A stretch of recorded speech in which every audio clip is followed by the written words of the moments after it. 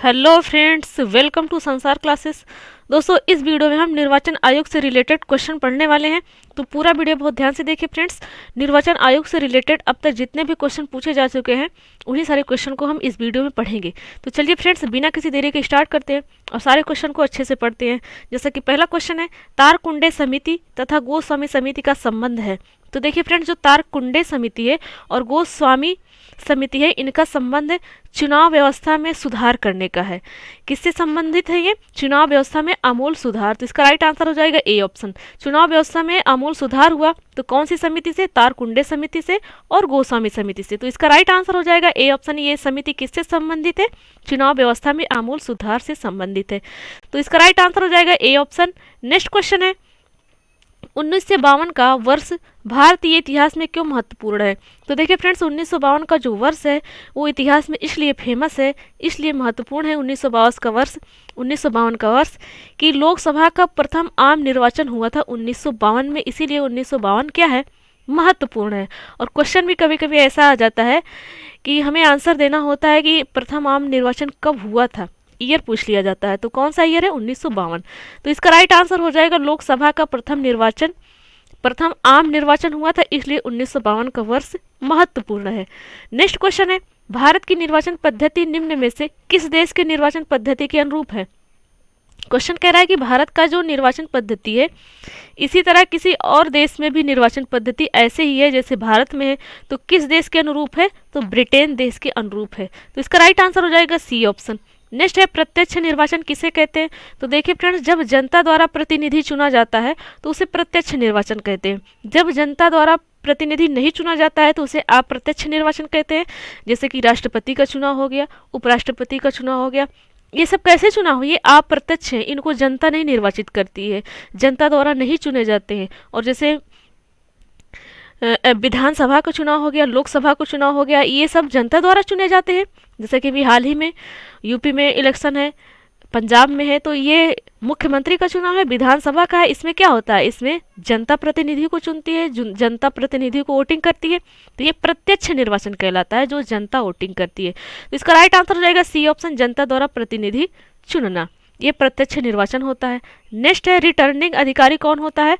तो रिटर्निंग अधिकारी वह होता है वह अधिकारी जो किसी निर्वाचन क्षेत्र में चुनाव के लिए, कोई अधिकारी है किसी निर्वाचन क्षेत्र में चुनाव के लिए उत्तरदायी होता है और परिणाम की घोषणा करता है, वह रिटर्निंग अधिकारी होता है।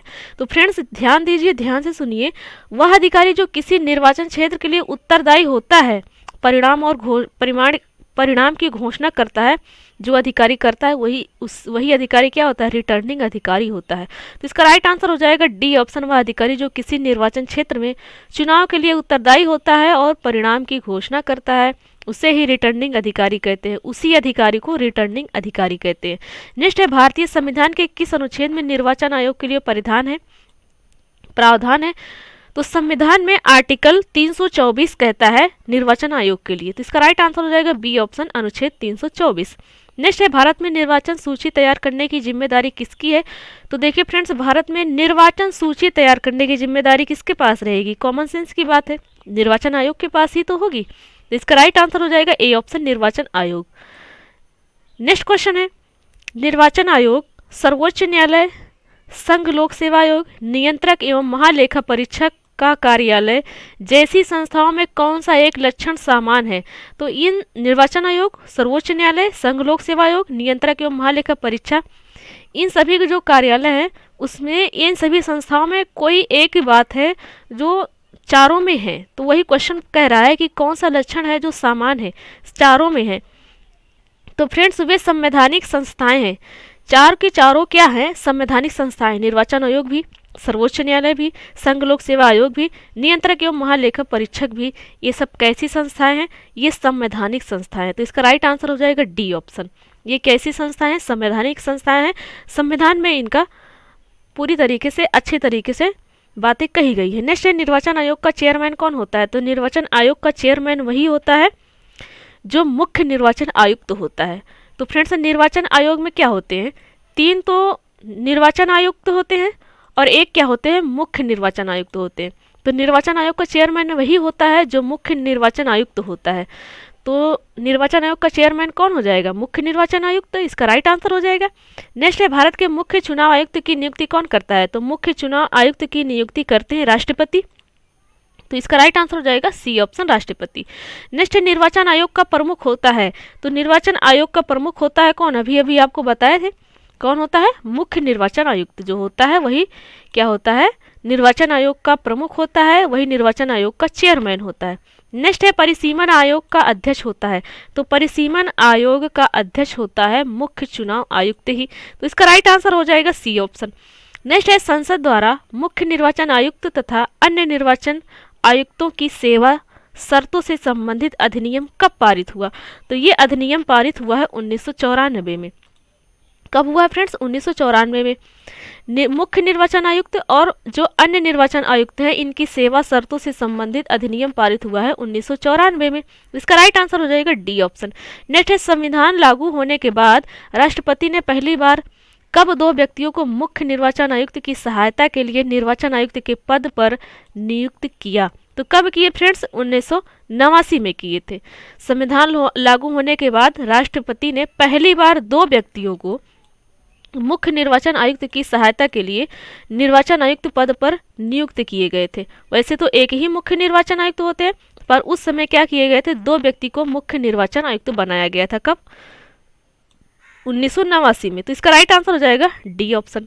नेक्स्ट है, निर्वाचन आयोग की सहायता के लिए लोकसभा या राज्य विधानमंडल के साधारण निर्वाचन के पहले प्रादेशिक निर्वाचन आयुक्त की नियुक्ति करने का अधिकार किससे प्राप्त है? तो ये अधिकार सिर्फ और सिर्फ राष्ट्रपति को प्राप्त है। तो इसका राइट आंसर हो जाएगा ए ऑप्शन, राष्ट्रपति। नेक्स्ट है, निम्नलिखित में कौन मतदाता सूची को अद्यतन बनाकर तैयार रखता है? तो कौन रखता है फ्रेंड्स? निर्वाचन आयोग ही बनाकर तैयार करेगा, वही तैयार करेगा मतदाता सूची को। तो इसका राइट आंसर हो जाएगा डी ऑप्शन, निर्वाचन आयोग। नेक्स्ट है, भारत के विभिन्न राजनीतिक दलों को राष्ट्रीय या क्षेत्रीय दल का दर्जा देने का अधिकार किसको है? तो ये अधिकार सिर्फ चुनाव आयोग को है। राजनीतिक दलों को राष्ट्रीय या क्षेत्रीय दल का दर्जा देगा वही जो चुनाव आयोग होगा वो। तो इसका राइट आंसर हो जाएगा सी ऑप्शन, चुनाव आयोग। C is the right answer. Next question है, निर्वाचन आयोग निम्न में से किन निर्वाचनों के लिए अधीक्षण, निर्देशन और नियंत्रण का कार्य करती है? तो देखिए फ्रेंड्स, ये राष्ट्रपति का चुनाव भी करती है, उपराष्ट्रपति का भी चुनाव करती है, लोकसभा का भी चुनाव करती है। तो इसका राइट आंसर हो जाएगा इनमें से सभी। क्वेश्चन क्या कह रहा है? निर्वाचन आयोग किन निर्वाचनों के लिए अधीक्षण या निर्देशक, नियंत्रण का कार्य करती है? तो फ्रेंड्स, निर्वाचन आयोग का काम ही है चुनाव करवाना, निर्देशन देना, अधीक्षण देना, उन पर नियंत्रण करना। तो फ्रेंड्स, राष्ट्रपति के चुनाव पर भी करती है, उपराष्ट्रपति के चुनाव पर भी करती है, लोकसभा के चुनाव पर भी करती है और विधानसभा के चुनाव पर भी करती है, विधान परिषद के चुनाव पर भी करती है। तो देखिए फ्रेंड्स, इसका राइट आंसर हो जाएगा इनमें से सभी। नेक्स्ट क्वेश्चन है, भारत के निर्वाचन आयोग के कार्य हैं। तो भारत के निर्वाचन आयोग का कार्य क्या होता है? इनका कार्य है संसद एवं राज्य विधानमंडलों के सभी चुनाव कराना। संसद में जो चुनाव हो रहे हैं या किसी राज्य में विधानमंडल होते हैं, राज्य में विधानमंडल में चुनाव हो रहा है तो इनका चुनाव कराना। और राष्ट्रपति और उपराष्ट्रपति का चुनाव भी कराएंगी, उस संसद में वो भी हैं। और तीसरी बात ये है कि वो निर्वाचन सूची भी तैयार करेंगे, उनके कार्य का निरीक्षण भी करेंगे, वही निर्देशन भी देंगे। निर्वाचन आयोग ये सारे काम करती है। तो इसका राइट आंसर हो जाएगा संसद एवं राज्य विधानमंडल का चुनाव भी कराते हैं, राष्ट्रपति और उपराष्ट्रपति के भी चुनाव कराते हैं। तीसरा ऑप्शन क्या कह रहा है? किसी राज्य में स्वतंत्र एवं निष्पक्ष चुनाव के लिए अनुकूल दशा न होने पर राष्ट्रपति शासन लगाए जाने की संस्तुति करना। जी नहीं, निर्वाचन आयोग के पास ये काम नहीं है, जैसा कि थर्ड ऑप्शन लिखा। तो तीसरा ऑप्शन गलत है। चौथा ऑप्शन क्या कह रहा है? निर्वाचन सूचियां तैयार कराने के कार्य का निरीक्षण या निर्देशन एवं नियंत्रण। तो ये चौथी बात भी सही है। तो इसका राइट आंसर हो जाएगा 1, 2, 4। 1, 2, 4 बी ऑप्शन इसका राइट आंसर हो जाएगा। नेक्स्ट है, उपचुनाव कराया जाता है। तो देखिए फ्रेंड्स, उपचुनाव कभी भी कराया जा सकता है, जैसा कि ऑप्शन लिखा हुआ है 2 वर्ष बाद, 3 वर्ष बाद, 5 वर्ष बाद। जी नहीं, कभी भी कराया जा सकता है। तो इसका राइट आंसर हो जाएगा डी ऑप्शन, कभी भी। इसका कोई समय सीमा नहीं है कि 2 वर्ष बाद कराया जाएगा, 3 वर्ष बाद कराया जाएगा। उपचुनाव कभी भी कराया जा सकता है। तो फ्रेंड्स, ये थे निर्वाचन आयोग से रिलेटेड टॉप 20 क्वेश्चन। तो फ्रेंड्स, वीडियो अच्छी लगी हो तो प्लीज़ वीडियो को लाइक करें और दोस्तों में भी शेयर करें। और आपसे रिक्वेस्ट है, यदि आप हमारे चैनल पर नए हैं पहली बार विजिट कर रहे हैं तो प्लीज़ चैनल को सब्सक्राइब कर लीजिए ताकि अब तक हर वीडियो तुरंत पहुँचे। Thanks for watching.